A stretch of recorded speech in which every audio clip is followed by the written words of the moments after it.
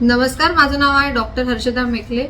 गेल्या 15 वर्षापासून माधवबाग आयुर्वेदिक cardiac clinic Vashi इथे अनेक पेशंट्सला हृदयरोग व लाईफस्टाईल डिसऑर्डर यासाठी मी व माझी टीम कार्यरत आहे।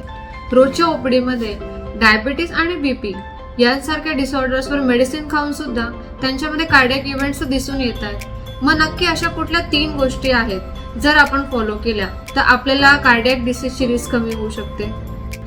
पहिली कॉमन मिस्टेक आहे ती म्हणजे अर्ली वॉर्निंग साइन्स निग्लेक्ट करणं। बऱ्याच वेळा आपल्याला जर चालल्यानंतर दम लागतोय, लवकर थकायला होतंय, जिने चालल्यानंतर किंवा स्ट्रेसफुल ॲक्टिव्हिटीनंतर चेस्ट पेन होतंय किंवा आपली ब्लड शुगर वजन हे प्रमाणापेक्षा जास्त वाढलंय तर लवकरात लवकर तुम्ही तुमच्या डॉक्टरांना कॉन्टॅक्ट करून स्ट्रेस टेस्ट किंवा ब्लड टेस्ट यांसारख्या तपासण्या जर योग्य वेळी केल्या तर तुमच्या हृदयरोगाचे निदान लवकरात लवकर होऊन तुम्ही योग्य वेळी उपचार नक्कीच घेऊ शकता। दुसरी कॉमनली जाणारी मिस्टेक म्हणजे जर मला डायबिटीस आणि ब्लड प्रेशर आहे आणि मी गोळ्या खातोय तर मला काही डाएट किंवा एक्सरसाइज या गोष्टींची गरज नाहीये असा बराच वेळा आपल्याला गैरसमज असतो। पण जर तुमच्या आहारामध्ये रेग्युलर बेसिसवर फ्राईड फूड, शुगर किंवा सॉल्ट यांचा अतिरिक्त प्रमाणामध्ये वापर, बेकरी प्रोडक्ट्स तुम्ही वारंवार खात असाल, तुमचं डिनर हा खूप हेवी होत असेल तर या चुकीच्या पद्धतीने घेतला जाणारा आहार कंटिन्यू केल्यामुळे तुमच्या शरीरात फॅट्सचं प्रमाण हे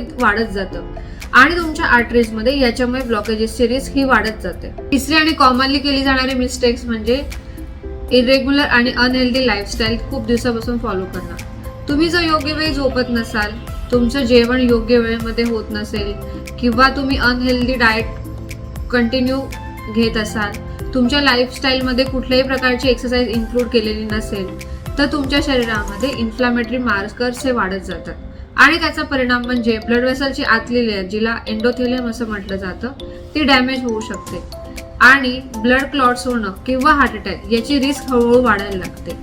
म्हणून जर तुम्हाला तुमचं हार्ट हेल्दी ठेवायचं असेल तर मेडिसिन सोबत आपल्याला योग्य वेळी काळजी घेणं ही तितकंच इम्पॉर्टंट आहे हृदयरोग टाळण्यासाठी। धन्यवाद।